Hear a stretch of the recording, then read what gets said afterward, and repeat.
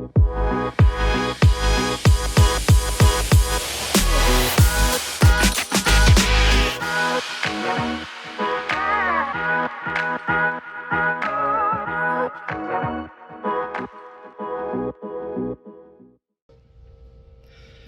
everyone, welcome back to Better Biomed.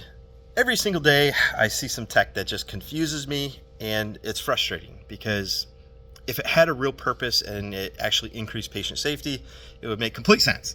However, sometimes you see tech that is just straight there for anti-competitive behaviors, and I believe that is exactly what we're seeing here. I'm learning new things about cables. Every time I meet new cool people, I learn new things, and I'm going to show you some of this tech.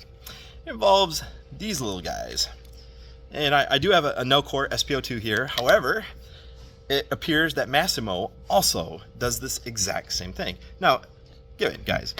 The information I give you in this video might be up for debate. So I'm just telling you what I'm observing and what other people have observed. And while it might not be completely factual correct, you get the point, all right? So let me go ahead and flip the camera around. I'll show you what I'm talking about, and we'll get your opinions. Why would this exist? All right, guys. You guys know this guy right here, Radical 7.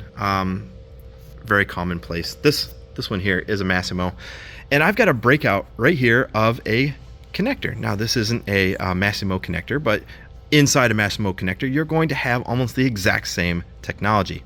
Now, what looks like a transistor, we have a shunting resistor there and some other cables, maybe data cables.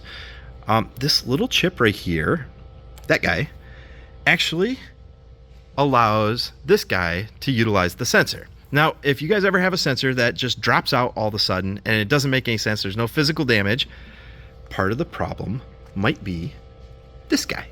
Because if this guy gets corrupted, it is a actual microchip, and it keeps data on it, including things like an address or whether or not this cable is an OEM cable.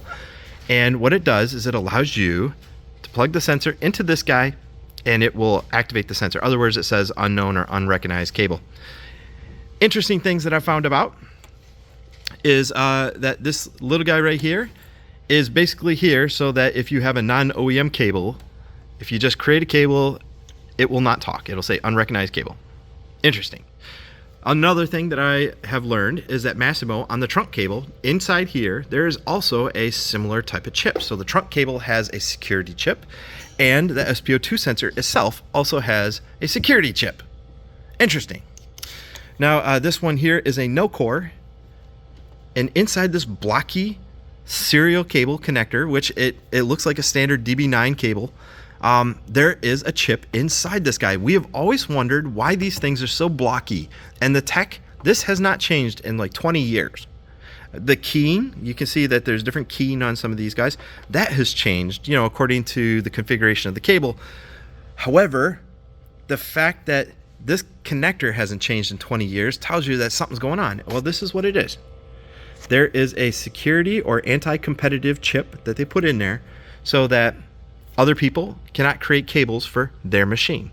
And that seems to be the case for all Masimo and for Nellcore. They all both kind of do the same thing. It's fascinating.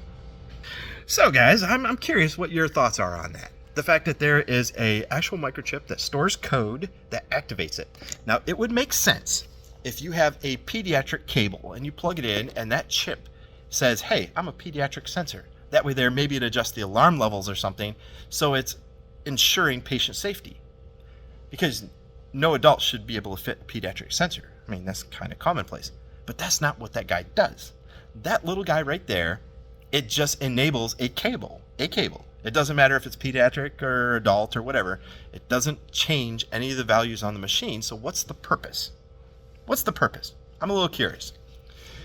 For me, it's a security precaution and a digital rights DRM type of feature, which just makes it so that people cannot create cables for their machine. Interesting, guys. Let me know what you think. Down in the video description below, I will leave some links to some companies that you should check out where you can get some cables. And let me know what you think. Thanks for watching, guys.